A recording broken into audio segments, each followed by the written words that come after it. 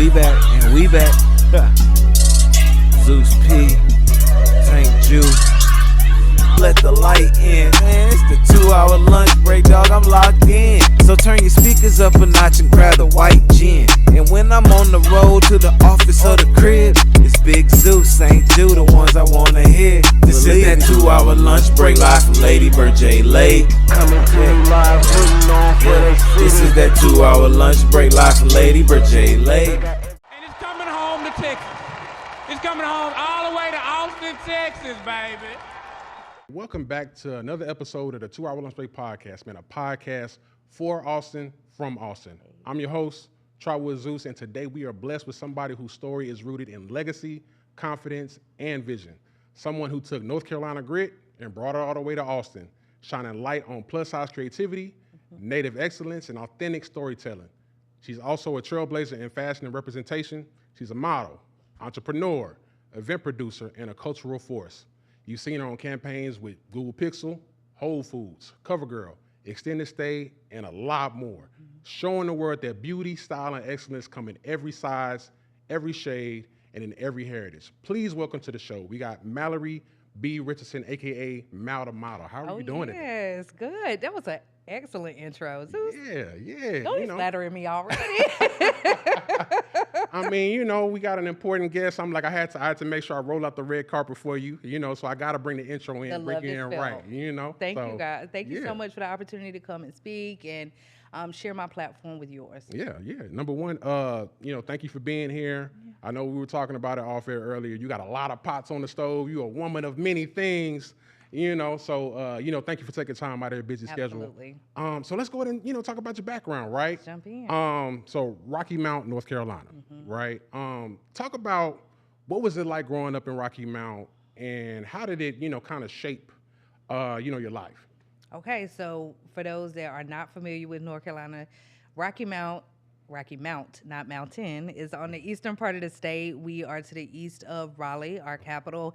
Very small, up-and-coming city. Now it's doing a lot better economically than it used to be, but back in the day when you're from two parents that grow up humble on farms in the outside of the county, coming to Rocky Mount was the city move. It was how you got your kids and your family started in the best educational systems available within reach of your roots and your family. So growing up in Rocky Mount was interesting. There is a good split in diversity there. When I say diversity between the majority and minority, I went to school with Black kids, a percentage of Native American children, which are also from my tribal area, which is just north.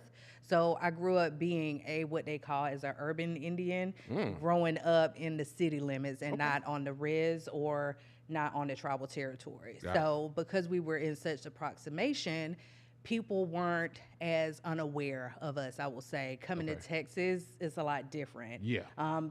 People in Texas don't know what East Coast Native Americans look like, much less Native Americans in general. So that was a little bit of a culture shift for me, but growing up in North Carolina was an experience. Not the fashion mecca at all. Growing up and being plus size my entire life. Growing up shopping Husky or in the men's division. Not a Husky. I remember Husky. I had to get really creative. And honestly, before I got into modeling, a lot of people don't know is I started as a clothing stylist because I had to get very comfortable within my own skin. And I decided that if they didn't make it how I wanted to wear it, I would use what they offered and style it to a way that made me feel good about myself. So in pursuit of business and fashion, I thought, yes, I'm gonna make people feel amazing with what they have and the resources they have. And then I somehow ended up modeling. Okay. So, I know digging into your backstory, come to find out you actually come from like a legacy of entrepreneurs. Yes, I do. Right? How did, watching your family, build that, that business, building businesses, how did that influence your own ambition? I absolutely feel that entrepreneurship is in the blood. It's in your legacy. I'm prime example of that. I come from generations of business owners. When my mom was pregnant with me, my dad was actually in ownership of convenience stores. So I grew up in a convenience store, and throughout my life, aside from my dad running storefronts, he was running his own trucking business. And so my mom, back in the day when we were using fax machines, was using faxes to try and keep him working on the next load and on the next trip when he was not managing his business. Right. Beyond that, my grandparents owned a small shoe store. So wow. it was called Richardson Footwear in Hollister, North Carolina. And that building is just adjacent now to my grandmother's home. Okay. So definitely on my father's side, it was entrepreneurship. And then on my mom's side, there was some real estate. And my uncle owned several properties that he rented throughout Halifax County. Oh, wow. So I would say that my family definitely carved out blueprint, whether it was owning farms and selling the fruits of the farm or running a trucking business, convenience store. It was all laid out. And of me and my two siblings, I was the one that decided to be an entrepreneur. Gotcha. Okay, there we go. So I know earlier you were talking about, I know you said you had indigenous heritage, right? And if I remember correctly, I think it was like, now, bear with me. Yes. Haliwa Sapani. Okay, Halawa Saponi. Okay. Very close. Okay. Better than most. I tried. You did. You did it. So how did your indigenous identity, how did it show up? How does it show up like in like your work, your style, and kind of like your presence in the industry? Because that's not something you often hear about. No, it's not, especially not in the fashion industry. And I actually was just talking about this as it is Native American Heritage Month. If your viewers don't know that, November each year is Native American Heritage Month, much like our Hispanic brothers and sisters from September 15th to October 15th, and Black History Month, which is February. Right. It shows up in a number of ways. I actually had a designer opportunity to carve out clothing and apparel that was indigenous based. I paused on that brand for a little while. However, whenever there's an opportunity for me to share stories of cultural upbringing and significant things that are happening within the community, I definitely leverage platforms to do that. So for this month, each week, and I call it Mal Monday. Mal Monday is supposed to be an uplifting start to the week instead of this mundane, oh my God, we gotta go back to work. Yep. So I decided that every Monday in the month of November, I would share some type of cultural component, because I do find that although large percentages of my followers are not Native American, they are interested in learning more about who I am. Right. So I share that piece of myself. And then often, if you're not in states that are heavily populated with Native American people, you are less familiar. As you know, the school system is really not serving our children well with educating them on the contributions of minorities to this nation of all sorts, especially mine. The narrative is not told accurately, and it's people like myself that are here to spearhead not only their careers and build platforms and organizations' brands, but also to tell our stories. And so that you understand unique perspective, you got to know who we are to get and understand our point of view. So I wear jewelry. I also still participate with our annual powwows. I think we're over 60 years at this point of having powwows direct to my tribe. And then my sister and I actually vend. I sell t-shirts, and so does she. So anytime I'm ever doing anything close to my tribe, having opportunities to share the wealth of knowledge, I do so using platforms, or when I'm home, I definitely participate in cultural festivities. Gotcha. That's amazing. So what I will say, being able to platform, like your tribal heritage and everything like that, that's awesome, because I know for me, being in Texas, right? Like if I was to see you walking down the street, right? You hadn't spoke, anything like that, I would not think indigenous, right? Like I wouldn't think indigenous. If anything, I would think like, oh, maybe she's like, Louisiana Creole or something like that. And that's just being in Texas. Oh, I run the spectrum. You know what I mean? So I've gotten so many things, and it's not just that. you. Some people are like, oh, she's a light-skinned Black lady. Right.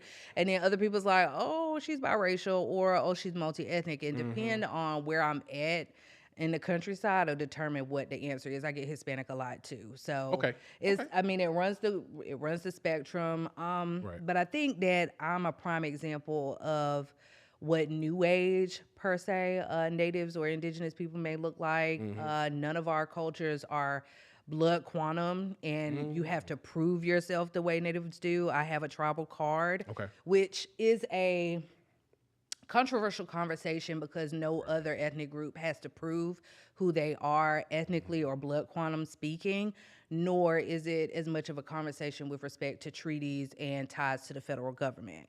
So it's very peculiar. And then when you pit us against one another, say for instance, tribes on the East Coast versus those that are out in Oklahoma, South Dakota, Montana, there's this conversation that's less than savory about authenticity of indigenous people, and there's words called pretendians where people are, it's harsh. It can be very harsh, especially when we are engaging in those dialogues online. And we get a lot of, like, let's say Black people that have Native ancestry, which is a very real thing. My dad is 100% Native American. My mom is Black and Native American from a different tribe. So how could you describe to somebody how to identify themselves when you're basing your perception off of visibility only, you know? And then there's so many historical ties. So we were a part clearly of transatlantic slave trade. So there was a lot of racial mixing with slaves, non-slaves, slave owners. Whereas a lot of those things did not happen in Middle America and on this other side. But that could be a whole nother spectrum of the conversation. But hence why hair texture, skin tonality, colorism comes into so many different layers. And it's not just for indigenous people or East Coast versus wherever the native population is located. It comes up in Hispanic culture. It comes up in Indian and Eastern culture and Black culture. We just got to start loving on each other more and understanding that all of our beauty comes in various shades, colors, sizes, and hair textures. Yeah, I mean, you say it's about decolonizing your mind. Yes, you know? because honestly, it is a tactic to put us against each other. That's what tribal cards do. That's what reservations did. That's what boarding schools did to try and strip language from Native people and cultural practices. So, yeah, those constructs are created to pit us against one another and not excel in the ways that our creativity and our mindsets could ultimately allow us to do. Gotcha. Okay. So let's shift gears a little bit. Yeah. Let's talk platform clothier, right? So before full-time modeling, you actually built the dollhouse, which turned into Platform Clothier, right? What sparked that first step to get into fashion entrepreneurship? For sure. So as I mentioned, as a child, I was very artistic, creative, loved the whole aspect of styling and putting your looks together. So I would wear thrifted plaid tops, high-waisted, wide-leg pants, decide whether heels, accessories were always a point of contingency with the whole look because you have to accessorize to have a complete look. If you don't accessorize, your look is not complete. Okay. So the Dollhouse was the first brand name I afforded myself as a clothing stylist and fashion umbrella organization. After my first few clients, I realized that, hey, it's not really inclusive because the term itself speaks to women. No man would want to seek services from the Dollhouse. So I decided I can see that. I decided to open up, especially as I was opening up my other brand, Crusade of Curves, to allow men in, that I needed something that was more inclusive, hence the Platform Experience. Gotcha. Platform Experience is the ownership organization of Platform Clothier, Crusade of Curves, and the home of Model the brand. So it's an umbrella fashion house that serves men and women of any size that need fashion consulting, business and marketing consulting, or book us for any type of visual design project. So we can do all of those things in addition to producing fashion events, trunk shows, things like that. So everything under one umbrella. Everything under one umbrella. Now, the Platform Clothier is a plus-size women's boutique, is one branch to the brand. We offer clothing, boutique clothing from sizes 1X to 3X, and we offer freestyling consulting with any purchase you make. Oh, wow. Like that. Okay. Because we don't want you to just buy it and then not know how to put it together. Style, you gotta do have right. to style it. Let's put you all the way together, sis, because we definitely want to see you feeling and looking your best. There we go. So with that said, what kind of lessons have you learned from styling like that taught you that modeling alone never could? Mm. So styling taught me that ultimately, depending on where you are in your body journey, whether smaller, larger, post kids, and some people have had surgeries that have changed how they dress and present themselves to the world, that you really have to own it. You know, your experience wearing clothing and consuming clothing is different than modeling, because modeling, you are wearing what that client hires you to wear, which may not speak to your personal style aesthetic. Right. Yeah. So when you have the opportunity to style and dress yourself, make sure that the statements that you provide through your clothing is true to you, whether it's how you are that day, how you are in that journey and that portion of your life, because you know we all have seasons. We may shift, and our fashion and style may evolve over time. So I would say, you know, just make sure that it resonates with you, and you're dressing in a way that represents you well, personally, and in some cases professionally, depending on, you know, if you're going to a workplace. Gotcha. Okay. So let's talk Crusade of Curves, right? Yes. So at this point, it's like it's not just an event, like it's become like a movement, right? Yes, absolutely. When did you realize like that this was like a really becoming like a thing? Like, and where did that start? So I actually, from styling and then getting introduced into the modeling arena, I was traveling up and down the East Coast looking for those opportunities that North Carolina didn't afford, as it's not a fashion mecca. So I was road tripping to New York, New Jersey, DC, Philly for any opportunities and exposure.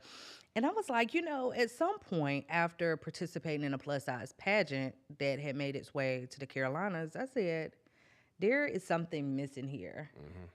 And it was a fashion outlet for developing influencers, creatives, models, brands, designers to participate in the Carolinas. Because I found myself always on the road. Right, yeah. If you didn't participate as a pageant contestant, then there was no outlet for you. And I also am very aware of my surroundings and take relationships intentionally. So some of the girlfriends that I had made from the experience were starting to say, oh, pageantry really wasn't for me. You're the best part that came from the pageant. Our friendship is what I took away, even though it wasn't a title. And the experience wasn't quite for me. And then there was another girl that was like, oh, I've never been a sorority type of girl, but I do want community. I do want to develop in this space. I'm interested in being a designer. So the wheels, they just started to spin.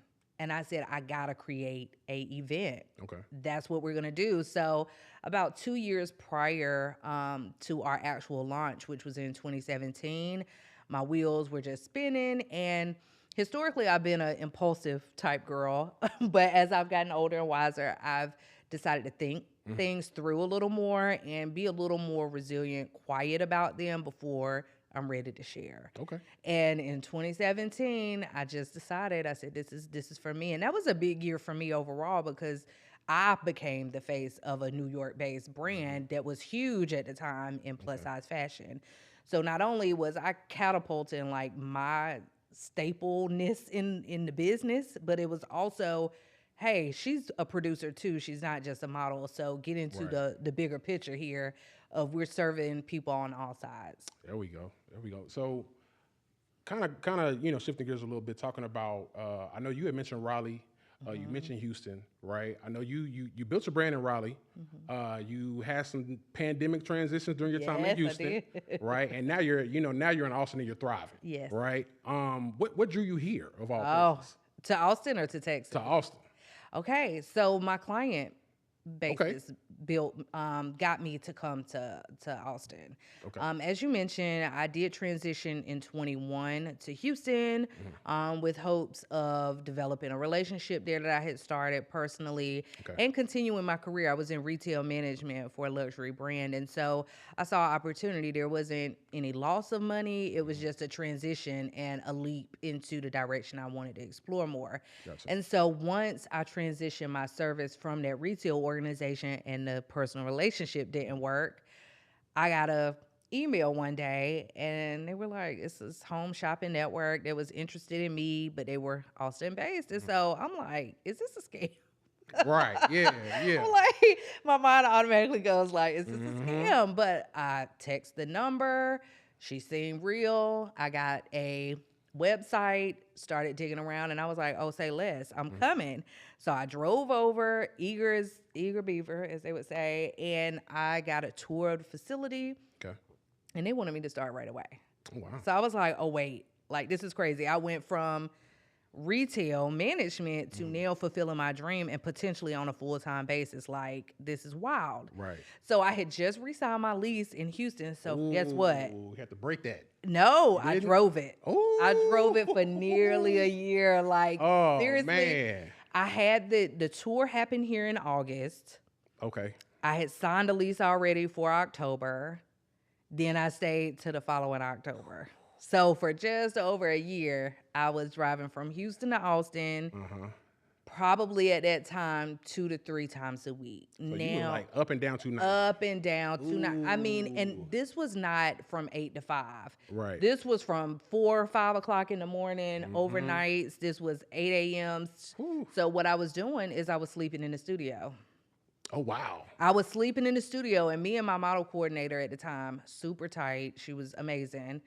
But she understood my plight, and she knew that I was very serious about what I was trying to pursue here. Right. So she would schedule me Tuesday, Wednesday, Thursday so that I could come up, work, stay overnight, work, and then head out the next day. Okay. So she worked with you. She worked with me in a way that it worked for them. Gotcha. And once I got my foot in the door and the callers and the viewers on TV got familiar with me, it was up. Like, it was done for. So I said, okay, even though I'm vibing with Houston, I love the atmosphere, love the people, love the food, the diversity. I said, my bread is coming from over here. And then I also signed with an agency that was here. Okay. So I saw lots of opportunities to have more face-to-face time, more training development, and networking opportunities. So that's what drove me to Austin. Gotcha. So I was going to say, so on the flip side of that, what's been like the biggest adjustment coming from the Carolinas and planting your roots in Texas? Like what have you seen that you didn't expect coming to Texas overall that wasn't there in Carolina? I feel that here, my people are here. And when I say my people, I mean that from a creative lens. Okay. That Raleigh, I couldn't connect as much as I wanted to, right? So went to NC State, PWI. Right. I did eventually get involved with the Black organizations and the Native American ones. I actually presided over the Native American Student Affairs. The alumni experience wasn't working for me, and I just found myself working and doing my own thing personally, but not really going the direction I had planned to professionally, which was in creative spaces. Yeah. So I would say being around or in a city like Austin that really is based in curated experiences and creative people, film industry, the models, actors, influencers from near and far, food critics, like all the things you can find here. I don't think I was prepared for it, but I enjoy being in this space because people I find when you're having dialogue in these spaces is more people that can offer you the same types of information you've been looking for that you couldn't quite access from the people in your area, wherever you derive from. And so there's always people that get you and people that maybe not so much, because at home, nobody could really understand what test shoots were or why I was so strapped for money when I was just getting started or why I was even doing an event. And I was from a state that literally is probably about 5 years behind any major city, because now that I've been here almost 5 years, now I'm hearing remnants of some of the things that I was looking for getting started there. And even now, people with Charlotte is the big place at home now. It's only about 3 hours north of Atlanta, but that's more where the creative spaces are now in North Carolina. Gotcha. So I know at this point, you've modeled internationally. I know, like I was saying in the intro earlier, you work with a bunch of different brands, Google Pixel, Covergirl, and that's just a couple to name a few. Yes. Right. How did you break into like that high level commercial work? Oh, wow. So I would say my agency really saw some opportunities for me to develop, and they just started submitting me, and the people liked what they got in the casting submission. Okay. We talked about this earlier in the chat that sometimes casting directors are looking for that racially ambiguous person, which we're seeing an uptick now of the curly hairs and the mixed families that look, different. So to some, they would say, oh, that's novelty, but it works in my favor. It gives me books sometimes because it could be for an unknown minority, it could be for a Black woman, and it could be for a ambiguous family member. So in those regards, when they're looking for something new, fresh, and different, I was submitting, and they liked what they saw. Google Pixel was probably one of my biggest clients to date. Okay. And I actually had to really sacrifice because it landed the week of my boyfriend's birthday, and we were in Vegas. But there was no way I was not taking a Google booking. So I went to Vegas, I flew back, and then I flew back to Vegas. Gotta get to it, So I would say for commercial, anybody that's thinking about commercial bookings, and this was told to me even when I was working with model coaches, because we get so caught up in what Instagram models look like, what the fast fashion brands show you on these websites. Commercial print, don't sleep on it. That's where the bag is. And the models that want really consistent work, I know the editorial stuff is fun. I know the runway is fun. I stem from runway. But you got to really think realistically in the long game. Gotcha. And so I quickly was okay with accepting being the cute versus the sexy model. Okay. And with being the cute one, you get those more wholesome ads. Right. You can work with household brands. Yeah. You can look like the mom or the auntie. And I mean, the rates and the continuity is really there with commercial print work. Okay. I just did Walmart earlier this week. Gotcha. So Is that kind of more stable?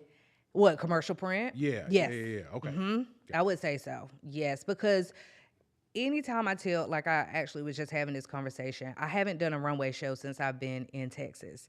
Wow. Okay. It actually used to make me sad, but I do understand that I'm built and I got what I got, how I got it, and I can't change my height, right? So when you think about runway, you think 5'7" and up. On the East Coast, I was blessed and able, like people saw the craft and how well I walked, so they completely forgot about me being a petite. But in the commercial print space, the average everyday woman is 5'4" to 5'8". Yeah. So I fit the demographic there. So runway doesn't pay bills though, unless you are Givenchy or your New York Fashion Week esteemed models, because there's a lot of models. I mean, people don't know they make $100 to $300 a show, and that's an 8-hour day. Oh wow. Okay. Okay, and you're not in a show that many times in a month to pay the rent. So if you are leaning into runway, do it for fun, do it for expression, but don't do it as a career path. You definitely need to open up your body of work in your portfolio. Okay. So let's talk about Boku, right? So tell us about Boku and what it means to build, plus size, like a plus size empowerment network long before like body positivity was like really mainstream. Right. So along the lines of me participating in the pageant, I saw opportunity for community beyond some type of institution in that regard. Okay. We're not competing. We don't have to. We can just be plus size and in community. So I created Buku because Buku, well, the term itself is French, and it's meaning boisterous, fuller, like bigger than life. And so I leveraged the term because I loved it. It was unique and different. My name is actually French too.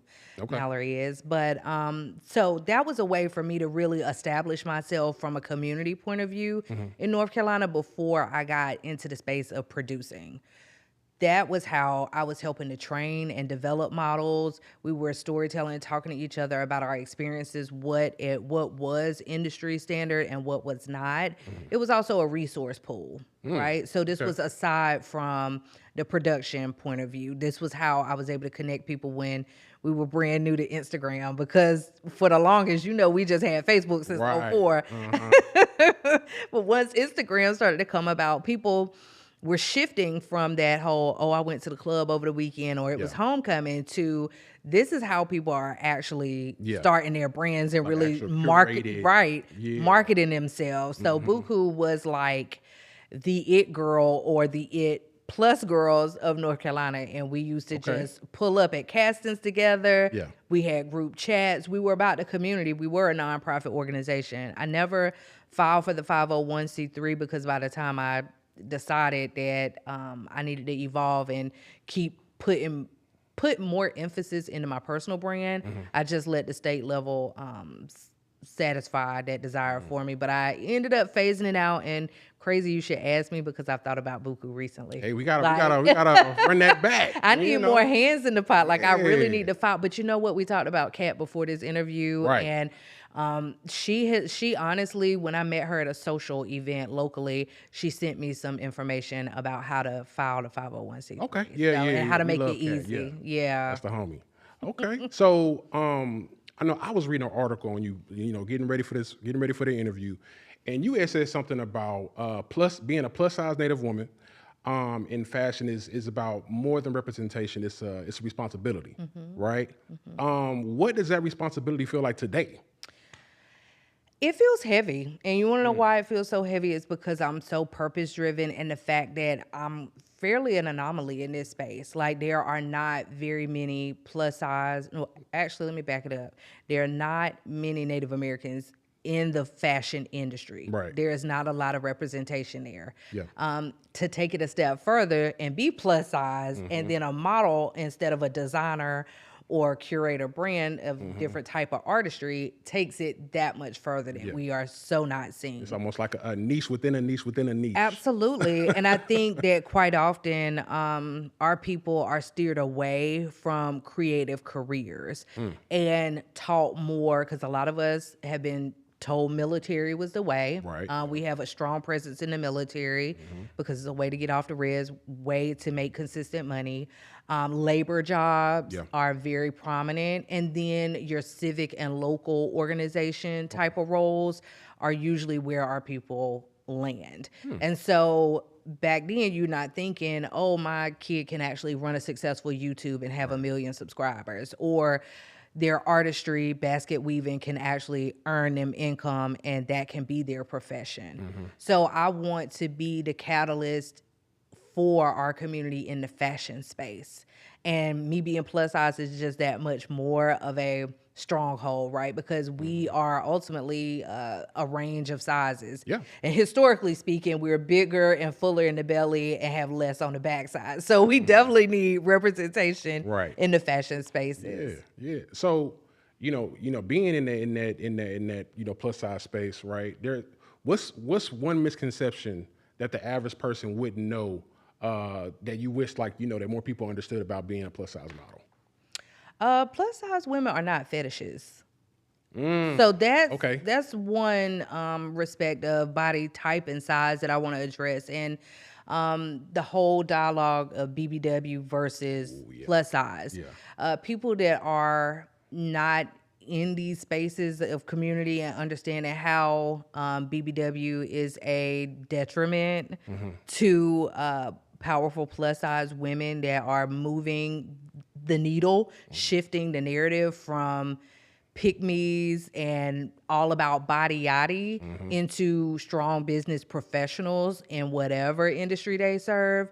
We got to talk about that more, because I do feel that plus size women are highly sexualized, whether or not they choose to be. And when I say that, we are in a time that people decide, hey, I want OnlyFans, or hey, I want that viral moment. And a lot of the times, unfortunately, plus size women feel subjected to do things with body parts to get that type of attention. And I think that ultimately the entire wave or mass of us catch the repercussion of that, when truly it's a detrimental stereotype to plus size women. So we are not fetishes.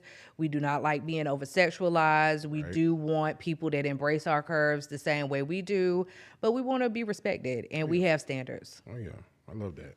So okay, so shifting gears away from that, right? Let's talk into your creative expressions, right? So I know you've done music, beadwork, set design, runway production, right? How do all of those mediums feed each other? Oh, they work together so seamlessly. So we talked about runway modeling and how it's not really a viable income stream, right? So you can't base your entire career off of runway alone, at least 95% of models. So aside from that, we pick up a lot of gig work. And now that I've been signed to an agency almost 4 years now, nobody sat me down and really told me that, hey, you got to be available for these bookings. Your calendar needs to be fairly open. You got to have time to film. You got to learn the skill of filming and doing it well and investing in your quality of lighting and mics. So what I will say is working at a home shopping network where I was first hired to model, I started taking in the producers, the directors, the visuals, paying attention to them even at 4, 5, 6 o'clock in the morning when I'm not on air. I'm taking in, like I'm literally taking in what they have to contribute to how this powerhouse works. Right. Now, before modeling, before I ever came to Texas, I considered going to interior design school at Wake Tech.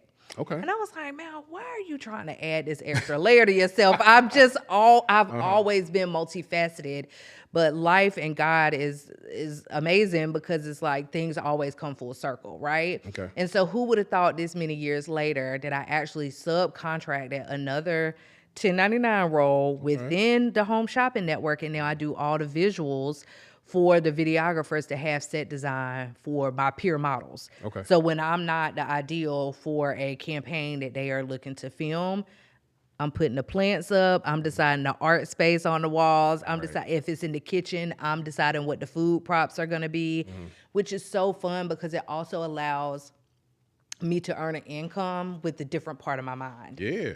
And these things help each other because when I'm home filming UGC for my influencer income, I'm thinking about the grand space and not just me, because the things in the background are seen. And when I cast for modeling bookings, they want as clean of a slate as possible. So I always film on my white walls and have a contrast in color. Okay. So the things that people didn't sit me down and explain to me coming into a professional modeling space, I have been able to learn from the environments that I afford majority of my time to. So not only does it help me with my own personal development, but it also helps with multiple streams of income for me. Gotcha. So I was gonna say, so all those skills you built basically translate well to everything that you do. Absolutely. Okay. I love that. And I mean, my boyfriend, he's a professional photographer for I think 11 years now, and he added videography maybe 3 years ago. Okay. And when I tell you I've designed sets with him, giving him conceptual ideas, he can think of something but maybe not put it up on the wall or build it. And I've been able to add and supplement that to him and vice versa with my portfolio. He helps me build my portfolio. So I think creatives and artists ultimately all have something to contribute to one another, whatever the space may be. Gotcha. So, looking at your career long term, right? You put in some time, right? In the modeling, the set, the set work, all that stuff, right? What's one mistake, right, that has happened early in your journey that taught you the most and kind of helped you, become the woman you are today? One mistake is thinking that everybody is going to be happy for you. Even the people that put you in spaces to win can also be temporary. And it brings me back to the young lady that actually introduced me to the whole concept of modeling. A few years after I got my start, started getting traction, had those great opportunities in New York as the face of a brand. Our friendship started to decline, and I couldn't quite figure out why. I had always, in any interview, given her the credit for bringing me in. Right. We always went to events together, but there became some type of animosity, and I didn't really know where it came from. And this actually was something I dealt with as a youth as well, too. Figuring out core friends that can evolve with you and contribute to your current self and not the one maybe they met 10 years ago are a part of the moving vehicle that is you, that is your brand, and that's hopefully getting you to your purpose, right? So I would say that being too trusting too soon and not reevaluating relationships and their contributions to your life in whatever career path you choose is going to be very important. Gotcha. Allowing people and allowing yourself to let go of those spaces doesn't have to be negative. It can be very positive. You just got to get some practice, and life will give you plenty of practice. Yeah, so let's talk the future, right? Yeah. So what are things looking like for you, like in the next 5 or 10 years? I know we were talking about Crusade of Curves. We were talking about Platform Clothier. How are we looking? Are we going national Crusade of Curves? What are we looking at? So wait, don't you trying to spill my sweet tea? Hey, I'm just trying to manifest. You know what I mean? I love that. So we have so much in store, and I was trying to use the rest of this year to figure out where I'm going next, but the truth of it is it's been manifesting within me for a while now. And Crusade of Curves will be 10 years old in 2026. Wow. And years ago when we hit our 5-year anniversary, I took us on the road. Okay. We were not always a touring event. We were North Carolina set until I moved. And I said, well, Mal, how can you do an event that's for North Carolina only and you in Texas now? So that's what brought about the tour. So year 10 will bring something new. Okay. I'll give you guys a hint. We have never been this place. Okay. And it's totally unexpected. Okay. Our actual launch of where we will be in 2026 is going to be live in February. So you have to stay tuned. I thought we almost got a 2-hour lunch break exclusive. I was like, I was waiting. I was anticipating. Well, I will say we are doing, this is what I will commit to and say on tonight's show. So we're going to have one main show, but we are doing pop-ups. And one of the pop-ups that we plan to host is in Dallas. Okay. And the second one will be in Austin. Hey, there we go. Okay. Houston got the love from us 2 years while I was living there, and they've been asking your girl to come back. But I'm like, look, what about the other parts of this great state? Like, I'm here in Austin. Why have I not done an event here? I have resources, videographers, photographers, production staff that could really like tap in and show me some love. And then Dallas, the girlies up there are on it when it comes to the fashion influencing. So we also have some things coming down the pipe there, but that is not where our end-all, be-all show will be in 2026. Gotcha. Yes, I'm hoping to write another book. I wrote one book during the pandemic, but it was personal. This is going to be more professional from a sense of modeling and producing, so more to come on that. And the Platform Clothier is definitely going to still be out here doing its thing. There we go. All right, so before we wrap up, we got the final question tonight, right? When we actually talked about this off air, now that you've been here, you got a chance to, chop it up, talk about your new projects, have some good conversation, good vibes. Yeah. Who do you think will be a good guest on the podcast? But before you answer, this has to be somebody in your contacts, somebody that you can reach out to, be like, hey, I was on the 2-hour lunch break. Y'all need to go ahead and, get with them. Who would that person or people be? I think I would pass the torch to my homegirl, Cassidy Edison. She is a peer model. She's not plus size, but she is growing and doing her thing here in Austin. I met her through the Home Shopping Network I model with. Okay. She does some spoken word, poetry, and inspirational speaking. So I think she would be an excellent guest to have on your show next. Gotcha. Cassidy, let's lock that in. We need to get that going. Yes. Okay.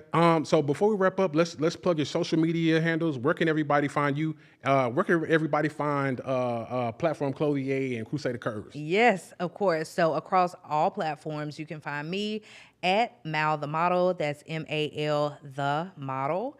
Crusade of Curves as well, www.crusadeofcurves.com. Across all social media platforms. We are growing in the TikTok space, so definitely tap in there, and YouTube. And the Platform Clothier is on Instagram and our website as well, www.theplatformclothier, which is spelled CLOTHIER.com. There we go. All right, man. Well, that wraps up this edition of the 2-Hour Lunch Break podcast. Once again, shout out to Mal the Model for taking the time to kick it with us. Shout out to our production behind the boards. You can find him on Instagram at Cafe Yodo. New episodes of the 2-Hour Lunch Break are streaming on all DSPs every Thursday, and you can find us on Instagram and X at 2HLB Pod. Thank you for tuning in. We out. Hey. Hey. And it's coming home to Texas. It's coming home all the way to Austin, Texas, baby.